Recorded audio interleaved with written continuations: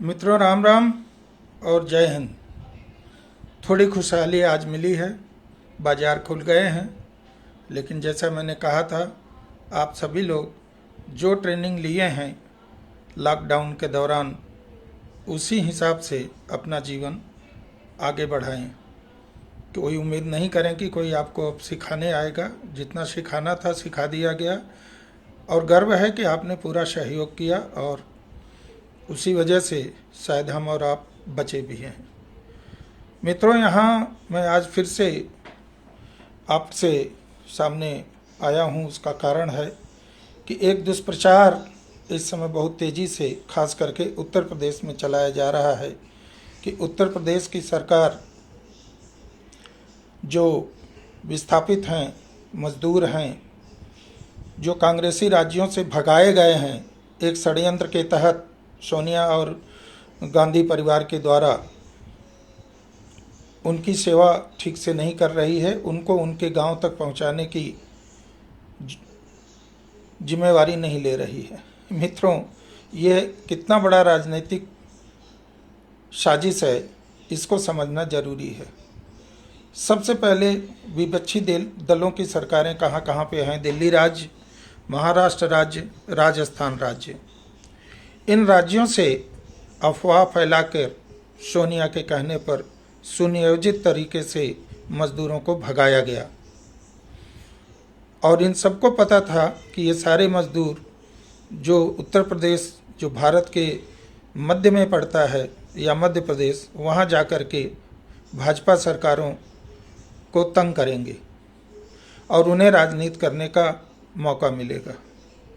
ठीक उनके प्लान के अनुसार ऐसा हुआ भी। मजदूर बेचारे भागते भागते पहुँचे, और उत्तर प्रदेश और मध्य प्रदेश उनका भरपूर बोझा उठा रहा है।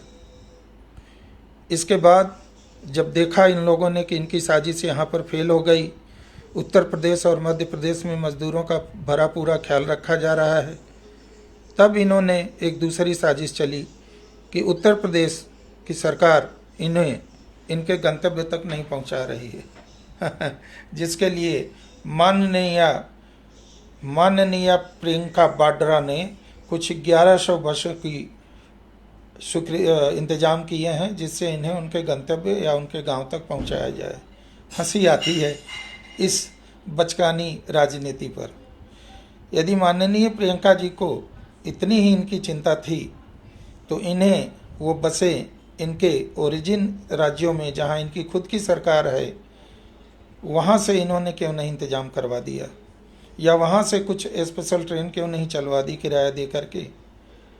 अरे ये इतनी बड़ी साजिश है जो ये सदैव से ये परिवार देश के साथ करता आया है। मित्रों, हम थोड़ा सा आपको पीछे ले चलेंगे। मुझे इस परिवार से यह उत्तर चाहिए कि गांव से इतनी बड़ी जनसंख्या मजदूरों की शहरों की तरफ क्यों पलायन होके आई। इसके पीछे भी इसी नेहरू परिवार का हाथ है, इनकी साजिश है। इन्होंने इन्हें गांव से प्रलोभन दे के शहरों में लाया, और वहाँ के फुटपाथों पर, वहाँ की झुग्गी झोपड़ियों में इनको नारकी जीवन जीने के लिए मजबूर किया। एक एक कमरे में 10-10 से 15-15 लोग ठूस करके रहते हैं, और जो भी उनको वहाँ पे रोजी रोजगार या दिहाड़ी से पैसा मिलता है, वो हैंड टू माउथ में ख़त्म हो जाता है। शादी ब्याह, अन्य प्रयोजन, अन्य खुशहाली, तो ये कर्ज लेके ही करते हैं। अब इसके विपरीत गांव की हालत क्या हुई कि मजदूरों के पलायन से गांव की खेतीबाड़ी चौपट हो गई। पलायन के पीछे पलायन हुए और पलायन हुए और पलायन हुए। आते आते स्थिति 2014 या 15 या अभी की गांव की स्थिति देखिए, साल 2 साल पहले की, तो वहाँ सिवाय बुजुर्गों के कोई नहीं मिलता।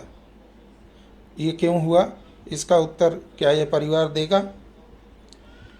इन लोगों ने इतनी बड़ी साजिश की है, और बड़े सूझबूझ के साथ अंग्रेज़ों के हिसाब से इन्होंने ये साजिश की है कि पहले तो उन्हें बेघर किया, घर से शहरों में लाके बसाया, और अब महामारी का मौका उठा के इनको शहरों से भी बेघर करो, ताकि ये गांव में जाएं, सरकारें गिराएं, गांव की बदनाम करें वहाँ की जो अच्छी सरकारें हैं, जो अच्छा काम कर रही हैं, और फिर इन्हें मौका मिल जाए राज्य सत्ता हथियाने का। ये इतने नीच लोग हैं, इतने बड़े देशद्रोही हैं कि जिसका आकलन हम और आप या साधारण या कॉमन मैन नहीं कर सकता।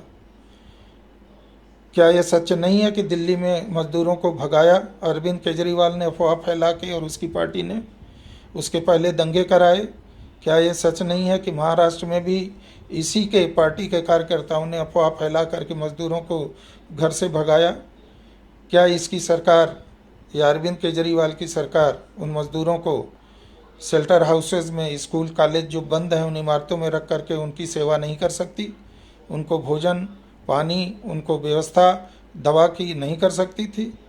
यदि इतनी बड़ी ही दानी हैं ये महारानी, तो इनको अपने राज्य सरकार की एक्सचेकर पर बोझ न पड़े, इसलिए इनको वहाँ से भगवाया।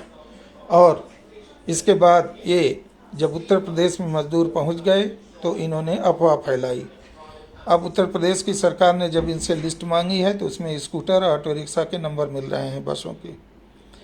मित्रों, मैं ज़्यादा डिटेल में नहीं जा करके सिर्फ आपको यही आगाह करना चाहता हूँ कि इस परिवार के रहते यह देश कभी आगे नहीं बढ़ सकता, क्योंकि इस परिवार ने स्वयं स्वीकार किया है कि जिस दिन देश में सारे लोग साक्षर हो जाएंगे, सारे लोग मिडिल क्लास में आ जाएंगे या मिडिल क्लास से ऊपर उठ जाएंगे, उस दिन इनका बोरिया बिस्तर भारत से बंध जाएगा।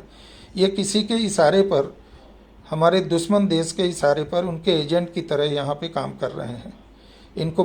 इनको बुद्धि नहीं है, इनको उतनी ही बुद्धि है जितनी इनके हमारे दुश्मन देश इनको समझाते हैं।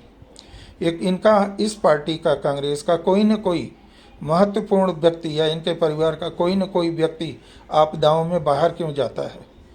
क्योंकि वहाँ से बैठ करके वह इनको आगे का कदम क्या उठाना है यह राय देता है। ये दुश्मन की गोद में बैठी हुई पार्टी है। हमारे देश को यह चैन से नहीं रहने देना चाहती है।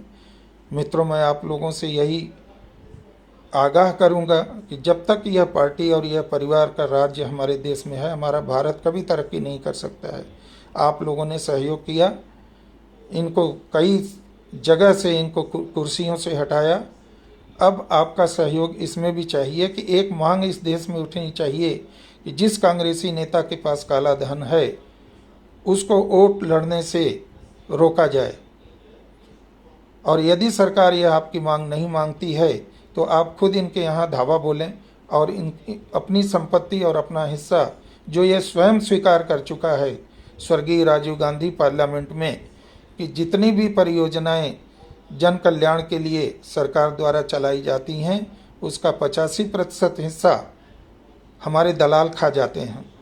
इसके दलालों में इसके ब्यूरोक्रेट हैं, इसके पार्टी के वो चट्टू नेता हैं जिनकी जमानतें जब्त हो गई है, दिन रात कटोरा लेके बैठे रहते हैं कि मैडम महारानी का आंसू या पसीना गिरे तो मैं उसको चाटूं। अरे, इस देश को बर्बाद करके रख दिया है। मैं तो इसमें अंतर्राष्ट्रीय साजिश देखता हूँ। ISI और INC एक ही है।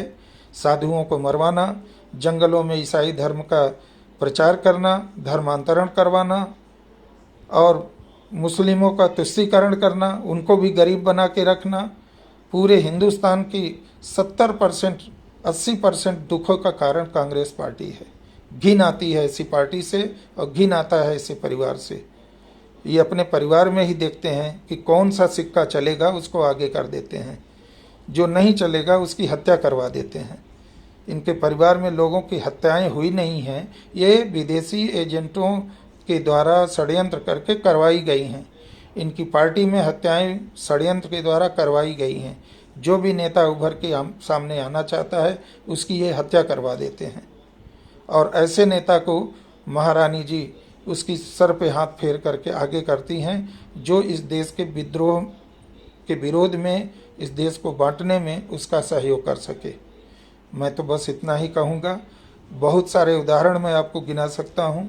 47 में देश का बंटवारा कराया, 48 में आधा कश्मीर दे दिया, 62 में अक्साई चीन दे दिया, 65 में लाल बहादुर शास्त्री की हत्या करवाया। इसके बाद 1971 में इसी देश को बांट करके एक मुस्लिम देश और बनवा दिया। उनके 1 लाख पाकिस्तानी फौजियों को इस परिवार ने छोड़ दिया और अपने चंद फौजी जो पाकिस्तानी की जेलों में बंद थे उनको नहीं छुड़वाया। वो तो भुट्टो ने स्वयं संज्ञान लेकर के हमारे कुछ ऑफिसर्स, हमारे एयरफोर्स के जो वहाँ बंद थे उनको छुड़वा दिया, कुछ को छोड़ दिया ताकि उसकी बदनामी न हो अंतर्राष्ट्रीय मंच पर। ये परिवार सिवाय इस देश का सर्वनाश करने पर लगा हुआ है। कश्मीर की समस्या इसी की देन थी। अगला टारगेट भी कश्मीर था इनका कि किसी भी तरह कश्मीर को भारत से काटा जाए, आसाम को भारत से काटा जाए, पूरे नॉर्थ ईस्ट को भारत से काटा जाए। ये जो चिकन नेक की बात चल रही है इन्हीं के दिमाग की उपज है। और इनके साथ जो विदेशी ताकतें, चीन जो है, खास करके चीन के साथ इनकी गलवहियाँ है। और ये मीटिंग पाकिस्तान में होती है या फिर जब चीन का कोई यहाँ नेता आता है तो उनके साथ होती है, या इनके साथ वाया मीडिया के जरिए इनका करस्पॉन्डेंस उनके साथ चलता रहता है, जो जल्दी सरकार के पकड़ में नहीं आता है। इस देशद्रोही परिवार को इस देश से में रहने का कोई हक नहीं है। इनको, इनके ऊपर मुकदमे खोले जाएं, इनके कृत्यों की सारी जांच बैठाई जाए और इनको फांसी दी जाए। मेरी सरकार से यह मांग है। जय हिंद।